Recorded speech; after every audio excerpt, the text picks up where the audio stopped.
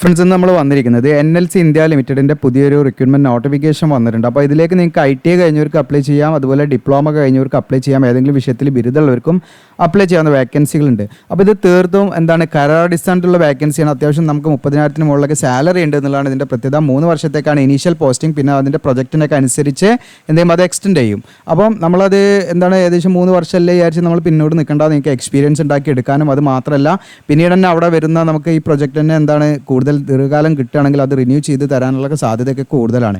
അപ്പോൾ ഇതിലേക്ക് നമുക്ക് നിശ്ചിതമായുള്ള എക്സാം കാര്യങ്ങളൊക്കെ ഉണ്ടായിരിക്കും. അപ്പോൾ ഇതിലേക്ക് നമ്മൾ ഓൺലൈനായിട്ടാണ് അപ്ലൈ ചെയ്യേണ്ടത്. അപ്പോൾ അതെല്ലാം വിശദമാക്കിക്കൊണ്ടാണ് ഇന്ന് നമ്മൾ വീഡിയോ ചെയ്യുന്നത്. അതിൻ്റെ A to Z കാര്യങ്ങൾ നമ്മൾ വീഡിയോയിൽ ഉൾപ്പെടുത്തുന്നുണ്ട്. അപ്പോൾ നിങ്ങൾ വീഡിയോ സ്കിപ്പ് ചെയ്യാതെ മുഴുവൻ കാണുക. നമ്മുടെ ചാനൽ ഒന്ന് സബ്സ്ക്രൈബ് ചെയ്യുക, സപ്പോർട്ട് ചെയ്യുക, ബെല്ലൈക്കൻ എനേബിൾ ചെയ്ത് വെക്കുക. നോട്ടിഫിക്കേഷനൊക്കെ കറക്റ്റായിട്ട് നിങ്ങൾക്ക് ലഭിക്കും. അപ്പോൾ നമുക്ക് ഇതിൻ്റെ ഒഫീഷ്യൽ നോട്ടിഫിക്കേഷൻ നോക്കാം. ഇതാണ് ഒഫീഷ്യൽ നോട്ടിഫിക്കേഷൻ. നിങ്ങൾക്ക് ഇവിടെ കാണാം അഡ്വർടൈസ്മെൻറ്റ് നമ്പർ 2/24/2024. ഇപ്പോൾ നിങ്ങൾക്ക് ഇവിടെ കാണാം engagement personal fixed term employment, അതായത് കരാറിനുള്ള നിയമനമാണ് എന്നുള്ളതാണ് കേട്ടോ. ഓക്കെ, ഇനി നമുക്ക് ഇതിൻ്റെ ക്വാളിഫിക്കേഷൻ കാര്യങ്ങൾ അതുപോലെ വേക്കൻസി ഒക്കെ നോക്കാം. അപ്പോൾ അവിടെ നിങ്ങൾക്ക് കാണാൻ പറ്റും. ഇതിൽ നിങ്ങൾക്ക് വിളിച്ചിരിക്കുന്ന ഇപ്പം ഇൻഡസ്ട്രിയൽ വർക്കർ ഡ്രാഫ്റ്റ്മാന് നിങ്ങൾക്ക് ഇവിടെ കാണാൻ പറ്റും.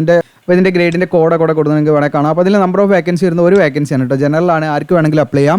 SC/ST OBC അതിന് EWS ഏത് കാറ്റഗറിയിലേക്ക് ഇതിലേക്ക് അപ്ലൈ ചെയ്യാം. അപ്പോൾ ജനറൽ വേക്കൻസിയിൽ നിങ്ങൾ അപ്ലൈ ചെയ്യുമ്പോൾ ശ്രദ്ധിക്കേണ്ട കാര്യം എന്ന് വെച്ചാൽ നിങ്ങൾക്ക് അവിടെ കാസ്റ്റ് സർട്ടിഫിക്കറ്റ് കാര്യങ്ങളൊന്നും വേണ്ട, നിങ്ങൾക്ക് റിസർവേഷനോ കാര്യങ്ങളോ ഒന്നും തന്നെ ഉണ്ടാവില്ല കേട്ടോ. ഏജ് റിലാക്സേഷൻ ഒന്നും ഉണ്ടാവില്ല ജനറൽ വേക്കൻസി ആണെങ്കിൽ. നിങ്ങളുടെ റിസർവ്ഡ് വേക്കൻസിൻ്റെ മാത്രമേ SC/STക്കും OBCക്കും ഒക്കെ റിസർവേഷൻ അതിൻ്റെ ഏജ് റിലാക്സേഷൻ ഒക്കെ ലഭിക്കുള്ളൂ. 30,000 പെർ മന്ത്. ഇതിലേക്ക് നിങ്ങൾക്ക് +2 പാസ് വിത്ത് ITI ഡ്രാഫ്റ്റ്മാൻ കഴിഞ്ഞവർക്ക് അപ്ലൈ ചെയ്യാം. അപ്പോൾ 10ാം ക്ലാസ് ITI കഴിഞ്ഞവർക്ക് ഇതിലേക്ക് അപ്ലൈ ചെയ്യാൻ പറ്റില്ല. ഇതിലേക്ക് +2 പാസ് ആയിരിക്കണം, പ്ലസ് ITI കഴിഞ്ഞിരിക്കണം, അതായത് ട്രേഡുകൾ കേട്ടോ. ദെൻ ഇൻഡസ്ട്രിയൽ വർക്കിൽ ഇലക്ട്രീഷ്യനാണ്, നിങ്ങൾക്ക് 3 വേക്കൻസിയാണ്. ജനറലാണ്, ഇതിൽ 30,000 പെർ മന്ത്, +2 വിത്ത് ITI ആണ് ഇലക്ട്രീഷ്യനിൽ കേട്ടോ. ദെൻ ഇൻഡസ്ട്രിയൽ വർക്കർ ഫിറ്റർ നിങ്ങൾക്ക് അടുത്ത് വിളിച്ചിരിക്കുന്നത്, നിങ്ങൾക്ക് 2 വേക്കൻസി ജനറലാണ്, 30,000 ആണ്. ഇതിലേക്ക് +2 വിത്ത് മെക്കാനിക് മോട്ടോർ വെഹിക്കിളിൽ ITI ഉള്ളവർക്ക് അപ്ലൈ ചെയ്യാം. ഇതിനടുത്ത് നമുക്ക് ഇൻഡസ്ട്രിയൽ വർക്കർ വയർമാൻ ആണ്. ഇതിലേക്ക് നിങ്ങൾക്ക് ഒരു വേക്കൻസിയാണ്, ജനറലാണ്, 30,000 പെർ മന്ത് വരുന്നത്. നിങ്ങൾക്ക് +2 വിത്ത് ITI ആണ് വയർമാനിലുള്ള. ഇതിനടുത്ത് ക്ലറിക്കൽ അസിസ്റ്റൻ്റ് ആണ്. ഇതിലേക്ക് നിങ്ങൾക്ക് 30,000 പെർ മന്ത് വരുന്നത്. 17 വേക്കൻസി ഇതിലുണ്ട്. ഇതിലേക്ക് നിങ്ങൾക്ക് ജനറൽ 9 വേക്കൻസി, EWS 1 വേക്കൻസി, OBCക്ക് 2 വേക്കൻസി, SCക്ക് 1 വേക്കൻസി, SCക്ക് 2 വേക്കൻസി, STക്ക് 2 വേക്കൻസി. അപ്പോൾ ഈ ക്ലറിക്കൽ അസിസ്റ്റൻറ്റിലേക്ക് നിങ്ങൾക്ക് അപ്ലൈ ചെയ്ത് കഴിഞ്ഞാൽ നിങ്ങൾക്ക് ഈ പറയുന്ന റിസർവേഷനും അതുപോലെ ഏജ് റിലാക്സേഷനൊക്കെ ലഭിക്കും കേട്ടോ. ഏതെങ്കിലും വിഷയത്തിലുള്ള ഒരു ഡിഗ്രി ഉള്ളവർക്ക് നിങ്ങൾക്ക് ഇതിലേക്ക് അപ്ലൈ ചെയ്യാം കേട്ടോ. ഏതെങ്കിലും വിഷയത്തിലുള്ള ഒരു ഗ്രാജുവേഷൻ ഉണ്ടെങ്കിൽ തീർച്ചയായിട്ടും ഇതിലേക്ക് നിങ്ങൾക്ക് അപ്ലൈ ചെയ്യാം. ദെൻ ജൂനിയർ എഞ്ചിനീയർ ആണ് ഇനി വിളിച്ചിരിക്കുന്നത്. സിവിൽ വിളിച്ചിട്ടുണ്ട്. ഇതിൽ നിങ്ങൾക്ക് 5 വേക്കൻസിയാണ്, ജനറൽ 4, STക്ക് 1 വേക്കൻസി ഉണ്ട്.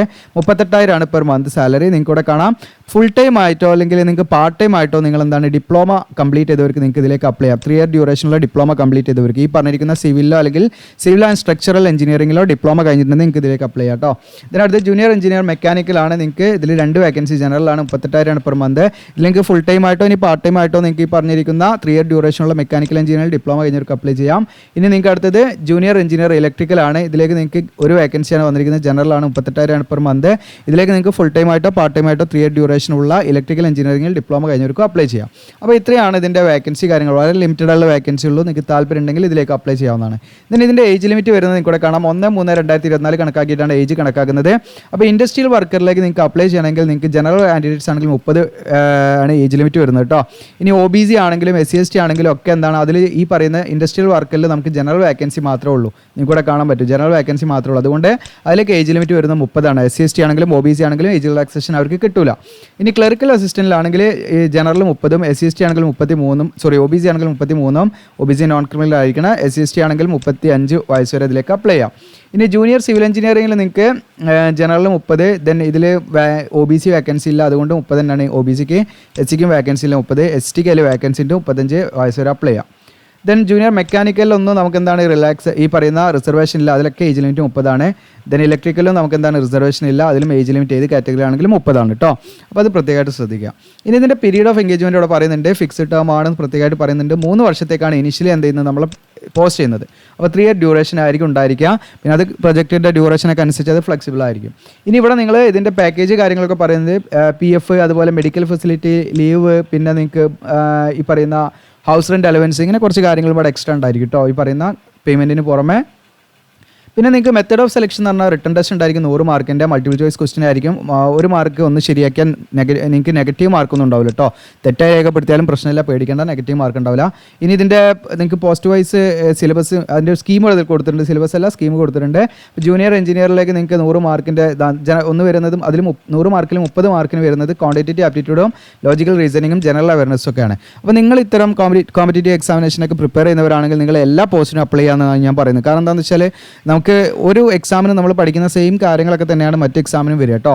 അപ്പോൾ നിങ്ങൾക്ക് ഈ PSC ഒക്കെ കിട്ടിയ ആളുകളെ നോക്കിയാൽ മതി. ഒരു ലിസ്റ്റിൽ വന്നവർ ബാക്കിയുള്ള ലിസ്റ്റിലൊക്കെ വരും. അത് അതിൻ്റെ ഒരു സ്കീമൊക്കെ ഏകദേശം സെയിം തന്നെയാണ് വരുന്നത്. ഇനി ഇതിൻ്റെ സബ്ജക്ട് നോളജ് 70 മാർക്കിന് സബ്ജക്ട് നോളജും വരും. അപ്പോൾ നിങ്ങൾക്ക് ഇപ്പോൾ JEE ഒക്കെ ആണെങ്കിൽ നിങ്ങൾക്ക് ഇപ്പോൾ SSCൻ്റെ ഒക്കെ വിളിച്ചിട്ടുണ്ടല്ലോ. അപ്പോൾ അതിലേക്കൊക്കെ നിങ്ങൾ പഠിക്കുന്നവർക്ക് ഇതിലേക്കും അപ്ലൈ ചെയ്യാം. കാരണം അതിൽ പഠിക്കുന്ന കാര്യങ്ങളൊക്കെ സബ്ജക്റ്റുമായി ബന്ധപ്പെട്ട് ഇതിലും നമുക്ക് എഴുതാനുണ്ടാവുള്ളൂ. അതേമാതിരിയൊക്കെ തന്നെയാണ് ഏകദേശമൊക്കെ വരിക. 100 മാർക്കിനാണ് വരുന്നത്. പിന്നെ ക്ലറിക്കൽ അസിസ്റ്റൻ്റ് ആണെങ്കിൽ നിങ്ങൾക്ക് ഈ പറയുന്ന ക്വാണ്ടിറ്റേറ്റീവ് ആപ്റ്റിറ്റ്യൂഡും ലോജിക്കൽ റീസണിങ്ങും ജനറൽ അവയർനെസ്സും കുറിച്ച് ഡീറ്റെയിൽ ആയിട്ടാണ് വരിക 100 മാർക്കിന്. അപ്പോൾ അത് വെച്ച് നമുക്ക് നല്ല രീതിയിൽ പ്രിപ്പയർ ചെയ്ത് നിങ്ങൾ പോവുകയാണെങ്കിൽ നിങ്ങൾക്ക് ആ ജോലി ലഭിക്കും എന്നുള്ളതാണ് നിങ്ങൾ മനസ്സിലാക്കേണ്ടത് കേട്ടോ. അപ്പോൾ ഇനി നമുക്കിതിൻ്റെ എക്സാം ഫീ കാര്യങ്ങളുണ്ട്. അപ്പോൾ ഇതിൽ ഈ പറയുന്ന F1 S ഗ്രേഡ് ആണെങ്കിൽ ഈ പറയുന്ന പോസ്റ്റുകൾ F1 S ഗ്രേഡ് എന്ന് പറഞ്ഞാൽ ജൂനിയർ എഞ്ചിനീയർ എന്ന് പറയുന്ന പോസ്റ്റിൻ്റെ ആണ് കേട്ടോ. F1 S ഗ്രേഡ് എന്ന് പറയുന്നത് ആ ഗ്രേഡിലേക്ക് നിങ്ങൾക്ക് അപ്ലൈ ചെയ്യണമെങ്കിൽ നമുക്ക് എത്ര ഫീ വരുന്നത് നമുക്ക് നോക്കാം. നിങ്ങൾക്ക് ഇവിടെ കാണാൻ പറ്റും. ജനറൽ EWS OBC ആണെങ്കിൽ അവർക്ക് ടോട്ടൽ 595 രൂപ ഫീ വരുന്നുണ്ട്. SC ST PWBD കാൻഡിഡേറ്റ്സ് ആണെങ്കിൽ അവർക്ക് അപ്ലിക്കേഷൻ ഫീ ആയിട്ടൊന്നുമില്ല, പക്ഷേ പ്രോസസ്സിംഗ് ഫീ ആയിട്ട് 295 രൂപ ഫീ അടയ്ക്കണം. ഇതൊക്കെ നമുക്ക് ഓൺലൈനായിട്ടാണ് ഫീ അടയ്ക്കേണ്ടത്. ഇനി F2 ഗ്രേഡ് ആണെങ്കിൽ അതായത് ഈ പറയുന്ന IT കഴിഞ്ഞ ഉദ്യോഗാർത്ഥികളും അങ്ങനെയുള്ള ഉദ്യോഗാർത്ഥികളൊക്കെ ആണെങ്കിൽ അവർക്ക് 250 ടോട്ടൽ 486, അതായത് ജനറൽ EWS OBC ആണെങ്കിൽ SC ST PWBD ആണെങ്കിൽ അവർക്ക് 236 ഫീ അടയ്ക്കേണ്ടത് കേട്ടോ. ഇനി ഇതിൻ്റെ ഇമ്പോർട്ടൻറ്റ് ഗൈഡ് ലൈൻസ് കാര്യങ്ങൾ നമ്മൾ ഓൺലൈനായിട്ട് അപ്ലൈ ചെയ്യുന്ന സമയത്ത് ഡോക്യുമെൻറ്റ്സ് ഒക്കെ അപ്ലോഡ് ചെയ്യണം. അപ്പോൾ ശ്രദ്ധിക്കേണ്ട കാര്യങ്ങൾ എന്ന് വെച്ചാൽ സെൽഫ് അറ്റസ്റ്റഡ് ആയിട്ടുള്ള വളരെ എലിജിബിൾ ആയിട്ടുള്ള സർട്ടിഫിക്കറ്റ് നമ്മൾ എന്ത് ചെയ്യണം, നല്ല ക്ലിയർ ആയിട്ടുള്ള സർട്ടിഫിക്കറ്റ് നമ്മൾ അപ്ലോഡ് ചെയ്യണം. ഓക്കെ, സെൽഫ് അറ്റസ്റ്റ് ചെയ്തിരിക്കണം, പ്രത്യേകമായിട്ട് ശ്രദ്ധിക്കുക. ഇനി നമ്മൾ ഡോക്യുമെൻറ്റ്സ് വെക്കുമ്പോൾ അത് നമ്മൾ വളരെ ക്രോണോളജിക്കൽ ഓർഡർ ആയിരിക്കണം. ആദ്യം നമ്മൾ ഏതാ കഴിഞ്ഞത്, നിങ്ങൾ ആദ്യം SSLC കഴിഞ്ഞതാണെങ്കിൽ SSLC ആദ്യം വെക്കണം, പിന്നെ +2 വെക്കണം, പിന്നെ നിങ്ങൾ എന്ത് ചെയ്യണം, ഡിപ്ലോമ കഴിഞ്ഞിട്ട് അങ്ങനെയുള്ള കാര്യങ്ങൾ അങ്ങനെ ഓർഡറിലായിരിക്കണം കേട്ടോ. ആദ്യം ഡിപ്ലോമ വെച്ച് പിന്നെ SSLC +2 അങ്ങനെ വെക്കാൻ പാടില്ല. ആ കാലഘട്ടത്തിൻ്റെ അടിസ്ഥാനത്തിലുള്ള രീതിയിൽ തന്നെ നമ്മൾ എന്ത് ചെയ്യണം, അറേഞ്ച് ചെയ്ത് ഒരു സിംഗിൾ PDF ആക്കണം. ഓക്കെ, ഒരൊറ്റ സിംഗിൾ PDF ആക്കിയിട്ട് നിങ്ങൾ എന്ത് ചെയ്യണം, അത് മെർജ് ചെയ്തിട്ട് നിങ്ങൾ സിംഗിൾ PDF ആക്കി വെക്കണം. അങ്ങനെ സിംഗിൾ PDF ആക്കി വെക്കാവുന്ന ഓൺലൈൻ ഒരുപാട് സൈറ്റുകളുണ്ട്. ജസ്റ്റ് നിങ്ങൾ I love PDF എന്ന് അടിച്ചു കൊടുത്താൽ അതിൽ ഓപ്ഷൻ ഉണ്ട്. നിങ്ങൾക്ക് ജസ്റ്റ് ഗൂഗിളിൽ മെർജ് ചെയ്യാൻ പറ്റും, ഫയലൊക്കെ സിംഗിൾ PDF ആക്കി മാറ്റാൻ പറ്റും. അങ്ങനെ സിംഗിൾ PDF ആക്കിയിട്ടാണ് നമ്മൾ അപ്ലോഡ് ചെയ്യേണ്ടത്, പ്രത്യേകമായിട്ട് ശ്രദ്ധിക്കുക. പിന്നെ പ്രത്യേകം ശ്രദ്ധിക്കേണ്ടത് സെൽഫ് അറ്റസ്റ്റഡ് ആയിരിക്കണം. അപ്പോൾ എന്തൊക്കെ ഡോക്യുമെൻറ്റ്സാണ് വേണ്ടത് വെച്ചാൽ, ഒന്ന് റീസെൻ്റ് ആയിട്ടുള്ള high quality passport size photograph വേണം, JPG ആയിരിക്കണം, 50 KB കൂടാൻ പാടില്ല. ദെൻ സിഗ്നേച്ചർ വേണം, ബ്ലാക്ക് ഓർ ഡാർക്ക് ബ്ലൂ കൊണ്ട് നിങ്ങൾക്ക് സൈൻ ചെയ്താൽ മതി, അതും 50 KB കൂടാൻ പാടില്ല. ദെൻ ഡേറ്റ് ഓഫ് ബർത്തിൻ്റെ പ്രൂഫ് SSLC ആയിട്ട് സർട്ടിഫിക്കറ്റ് മതി. ഇനി നിങ്ങൾക്ക് ബർത്ത് സർട്ടിഫിക്കറ്റ് ഉണ്ടെങ്കിൽ അത് കൊടുക്കുക, അല്ലെങ്കിൽ SSLC സർട്ടിഫിക്കറ്റ് മതി കേട്ടോ. 250 KB കൂടാൻ പാടില്ല. അത് PDF ഓർ JPG അത് പറ്റും. പിന്നെ ആധാർ കാർഡിൻ്റെ കോപ്പി നമ്മൾ സെൽഫ് അറ്റസ്റ്റ് ചെയ്ത് വെക്കുക. അതൊക്കെ സൈസൊക്കെ കൂടെ പറഞ്ഞിട്ട് 250 KB കൂടാൻ പറ്റില്ല. SSLC സർട്ടിഫിക്കറ്റ്, പിന്നെ നമ്മൾ +2 സർട്ടിഫിക്കറ്റ് ഉണ്ടെങ്കിൽ അത്, പിന്നെ അതുപോലെ തന്നെ നമ്മുടെ ഈ പറയുന്ന ക്വാളിഫിക്കേഷൻ ഡിപ്ലോമ ITIൻ്റെ ഒക്കെ സർട്ടിഫിക്കറ്റ് അല്ലെങ്കിൽ പ്രൊഫഷണൽ സർട്ടിഫിക്കറ്റ് ഉണ്ടെങ്കിൽ അത് വെച്ചാൽ മതി.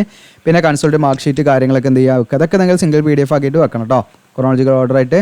പിന്നെ നിങ്ങൾക്ക് ഇവിടെ കമ്മ്യൂണിറ്റി സർട്ടിഫിക്കറ്റ് ആവശ്യമുണ്ടെങ്കിൽ നിങ്ങൾക്ക് ജനറൽ പോസ്റ്റിലേക്ക് അപ്ലൈ ചെയ്യുന്നവർ കമ്മ്യൂണിറ്റി സർട്ടിഫിക്കറ്റ് വെച്ചിട്ട് കാര്യമില്ല. കമ്മ്യൂണിറ്റി റിസർവ്ഡ് പോസ്റ്റിലേക്ക് വേക്കൻസി ഉണ്ടെങ്കിൽ മാത്രം കമ്മ്യൂണിറ്റി സർട്ടിഫിക്കറ്റ് വെച്ചാൽ മതി. SC ST OBCൻ്റെ ഒക്കെ അണ്ടർഗ്രൗണ്ട് ഫോർമാറ്റിൽ തന്നെ വെക്കാം കേട്ടോ. പിന്നെ നിങ്ങൾക്ക് എന്തെങ്കിലും മറ്റ് ഡോക്യുമെൻറ്റ്സ് എന്തെങ്കിലും സ്കില്ല് കാര്യങ്ങൾ തെളിയിക്കുന്ന ഡോക്യുമെൻറ്റ്സ് ഒക്കെ ഉണ്ടെങ്കിൽ അത് PDF ആക്കിയിട്ട് നിങ്ങൾക്ക് എന്ത് ചെയ്യാം, വെക്കാവുന്നതാണ് കേട്ടോ. അങ്ങനെ നമുക്ക് റിട്ടൺ ടെസ്റ്റിനുള്ള ആ ഒരു മെസ്സേജ് കാര്യങ്ങളൊക്കെ നമുക്ക് ഇമെയിൽ വഴി, നമുക്ക് വെബ്സൈറ്റ് വഴിയും SMS വഴിയൊക്കെ നമ്മൾ അറിയിക്കും കേട്ടോ. ഷോർട്ട് ലിസ്റ്റ് ഒക്കെ ചെയ്തിപ്പെട്ടാൽ ഒക്കെ അത് നമുക്ക് ഇമെയിൽ നിങ്ങൾ ഇടയ്ക്കിടയ്ക്ക് ചെക്ക് ചെയ്യണം. ഇതിൻ്റെ ഓൺലൈൻ അപേക്ഷയുടെ സ്റ്റാർട്ടിംഗ് ഡേറ്റ് 25/3/2024 മുതൽ നിങ്ങൾക്ക് ക്ലോസിംഗ് ഡേറ്റ് 24/4/2024 വരെ നിങ്ങൾക്ക് എന്ത് ചെയ്യാം, അപ്ലൈ ചെയ്യാനുള്ള സമയമുണ്ട്. ഓക്കെ, അപ്പോൾ നമ്മൾ കുറച്ച് റിക്രൂട്ട്മെൻറ്റ് നോട്ടിഫിക്കേഷൻ കിട്ടാൻ ലേറ്റ് ആയിപ്പോയി. നമുക്കിനി ഏകദേശം ഒരു 1 വീക്കിൻ്റെ ഏകദേശം 1 വീക്ക് ഉണ്ട്, നിങ്ങൾക്ക് അതിൽ അപ്ലൈ ചെയ്യാൻ പറ്റും കേട്ടോ. ഓക്കെ, ഇന്നിപ്പോൾ നമുക്ക് 1 വീക്ക് തന്നെ അല്ലേ, 1 വീക്ക് അല്ല, ഏകദേശം നമുക്ക് ഒരു ആഴ്ചയുടെ മുകളിൽ ടൈം ഉണ്ട്. ഓക്കെ, നിങ്ങൾക്ക് അതിൽ ഇത് അപ്ലൈ ചെയ്യാം. Okay, 24 last date. അപ്പോൾ ഇത്രയും കാര്യങ്ങളാണ്. ഇനി ഇതിലേക്ക് എങ്ങനെയാണ് അപ്ലൈ ചെയ്യേണ്ടതെന്ന് വെച്ചാൽ കാണിക്കാം കേട്ടോ. അപ്പോൾ നമ്മുടെ വീഡിയോയുടെ ഡിസ്ക്രിപ്ഷനിൽ ഞാൻ അപ്ലൈ നൗ എന്ന് പറഞ്ഞ് ലിങ്ക് തരും. ആ ലിങ്കിൽ നിങ്ങൾ ക്ലിക്ക് ചെയ്താൽ നിങ്ങൾക്ക് NLC ഇന്ത്യ ലിമിറ്റഡ് അതിൻ്റെ പേജിലേക്ക് നമ്മുടെ വെബ്സൈറ്റാണ്. താഴെ ഇങ്ങനെ സ്ക്രോൾ ചെയ്ത് വരിക, നിങ്ങൾ ഇമ്പോർട്ടൻറ്റ് ലിങ്ക്സ് ആണ് ഇവിടെ കാണാൻ പറ്റുമെങ്കിൽ. അപ്പോൾ അപ്ലൈ ഓൺലൈൻ എന്നുള്ള ബട്ടൺ ഉണ്ട്, നോട്ടിഫിക്കേഷൻ ഡൗൺലോഡ് ചെയ്യണമെങ്കിൽ ഇവിടെ ഉണ്ട്. ഒഫീഷ്യൽ വെബ്സൈറ്റ് ആണിട്ട് നിങ്ങൾക്ക് NLCയുടെ വെബ്സൈറ്റിൽ കയറാം, ടെലഗ്രാം ഗ്രൂപ്പ്, വാട്സപ്പ് ചാനലിൽ ജോയിൻ ചെയ്യാം. ഇനി ഇവിടെ സ്റ്റഡി മെറ്റീരിയൽസ് ഇവിടെ ജസ്റ്റ് നിങ്ങൾക്ക് ഡൗൺലോഡ് എന്നുള്ളത് കൊടുത്തു കഴിഞ്ഞാൽ ഇപ്പം നമ്മൾ ഓരോ എക്സാമിൻ്റെയും പ്രീവിയസ് ഇയർ ക്വസ്റ്റ്യൻ പേപ്പർ കാര്യങ്ങളൊക്കെ നമ്മൾ മാക്സിമം കളക്ട് ചെയ്യാൻ ശ്രമിക്കുകയാണ്.